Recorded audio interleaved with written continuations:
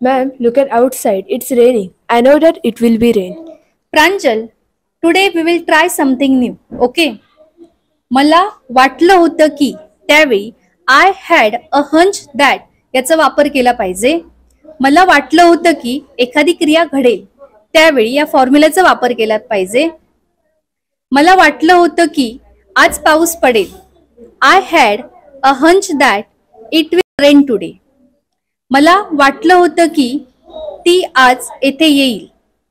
I had a hunch that she would come here today. Okay. मला वाटलं होतं की ती पैसे देणार नाही. I had a hunch that she wouldn't give me money. मला वाटलं होतं की ती खोटं बोलेल. I had a hunch that she would tell a lie.